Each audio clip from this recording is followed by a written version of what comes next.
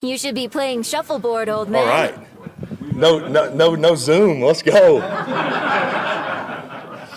Maybe 2025, but it feels like 2013 all over again with the same old Philip Rivers. So it may seem like a really bad decision in hindsight, or probably early on for a lot of people in the league, especially for the Colts fans. Um, this is a move that's necessary out of desperation and out of urgency from the Indianapolis Colts. You can't really do anything with Daniel Jones being injured a week before the game.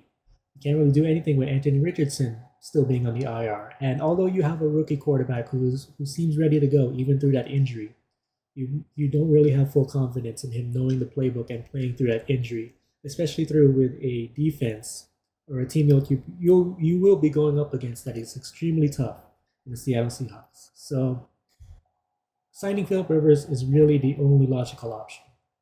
He last played with the Colts, and in his own words, I will play it here. The teammates that I were able to play with, 14 of them are still here. Training room's the same. PR guys are the same. Equipment room's the same. And they wanted me. It's also very comforting to know the offense.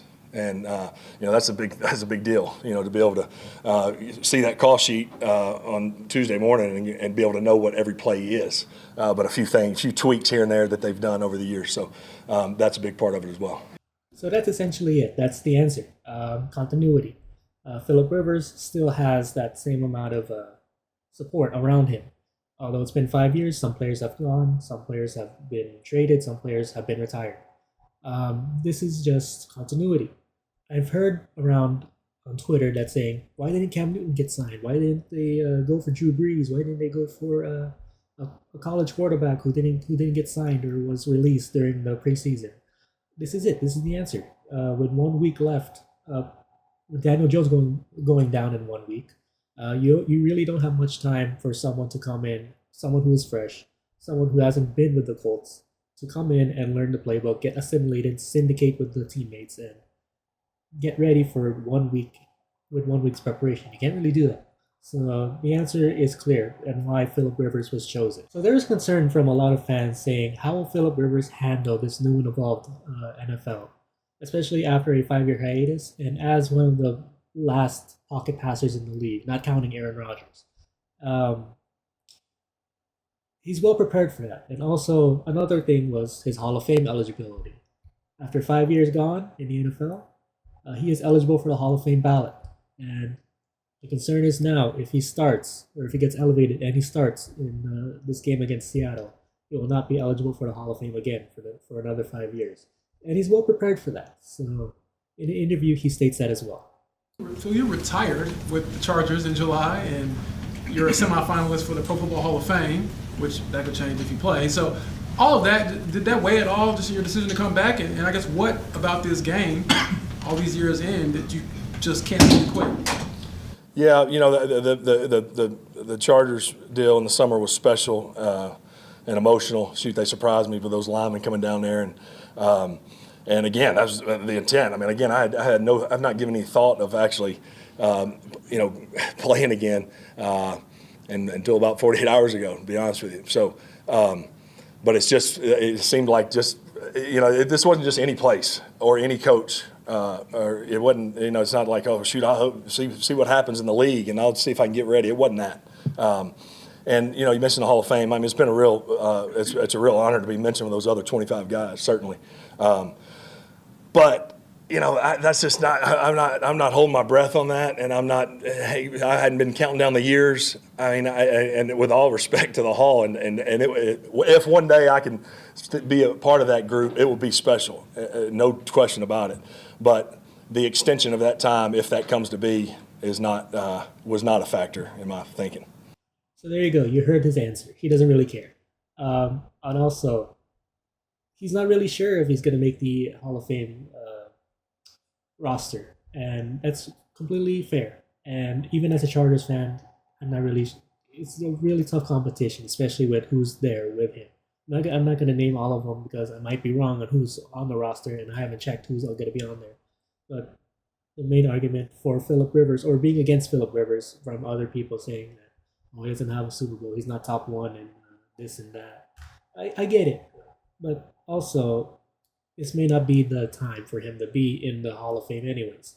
It might be just for him to come back and have some fun. This is it for him. I've been excited. The guys I've talked to too. And again, we're taking this thing one day at a time. But I'm not here to stick and save the year or be a hero by any means. We got to stick and run the crap out of the football and play defense and do all those things. So if that comes to be, and I'm the one that's out there, I'm not here to try to save the day. I'm going to know where I'm limited, and as we go, it will get better. If that's the route that we end up going. But again, full confidence in Shane and Chris and the organization in making those decisions as we move forward each and every day. So there you go. He says it himself too. Don't place too high of an expectations on me. Yeah, and that's exactly what we're going to do. It's against the Seattle Seahawks. It's been 5 years. You're still a pocket passer. The league has evolved into finding out the weaknesses of a mobile quarterback. And there's a lot of things that could go wrong, a lot of things that could go right if Philip Rivers starts, and we're here to see it. Greg, you good? No, I'd like to ask one. Yeah, two. What is your playing weight? What do you weigh right now? Right this second? I'm not sure, Greg. I hope I get to see y'all for 8 weeks, but who knows, right? Nobody knows how it's going to all go down. I'm just thankful each and every day, and whatever happens. Again, whatever the result is, if it's over tomorrow, then will you be glad you went through all this? Heck yeah, it was awesome. And so I'm just taking it one day at a time, and we'll see what happens. Sunday? If that's where it goes, I'll be ready to go. I mean, I'm preparing like that. I mean, I'm going to prepare and push for that, and I'm not pushed. I don't mean push them for that. I mean push myself to get there. And if that's what we feel is the best, or we collectively feel is the best decision, then we'll go. Got some good memories in Seattle. Some not so great, and I know how good that stinking team is and how well they're playing right now. So, me at 30 years old, me at 44 years old, going to Seattle and winning in 2025 in week 14 or whatever it is, it's going to be tough. There's been a lot of quarterbacks go in there, and it's been tough. So, again, it came back down from those kind of challenges, but we're just going to keep taking it, one day at a time. Excited to get on the practice field and see how that feels. That's going to be another step in the process. Appreciate you guys. So props to Philip Rivers for being completely honest and completely humble about himself and his abilities, and especially where he stands right now. He knows he's not going to be the best. He knows he's not going to be the sharpest after 5 years, and he knows that the time is not really in his favor right now. But he's still going to try out and do his best if he gets called up to start. And speaking of the start, if he starts, these are my predictions for his statistics. If he starts, it's either going to go one of two ways. It's either going to be really bad, or it's going to be really good. Philip Rivers is a really smart player. He knows how to win a football game. He knows the offense. He knows how to master it. But the problem is his physical abilities. If you guys seen any Chargers game or any Colts game with him in it, he's not really the fastest person on the team. He may be the tallest, he may be the bulkiest. He's not going to win against the pass rush. And the NFL has evolved over the past 5 years to take down a mobile quarterback, to get edge rushers who are fast, who are lean, who can break through a line and chase down a quarterback. And that's the problem with Philip Rivers. He's going to stand in the pocket, and he's not going to have and there's not much room where he's going to step up or run towards the end zone. He's not known to do that. And that's the problem with the Seattle Seahawks defense. That defense has pursued a lot of people, and they have evolved to do that, especially with a league where they have quarterbacks such as Kyler Murray, Matthew Stafford, Brock Purdy, and whoever's backing him up. And that's going to be a very tough thing for Philip Rivers to do if he starts that game.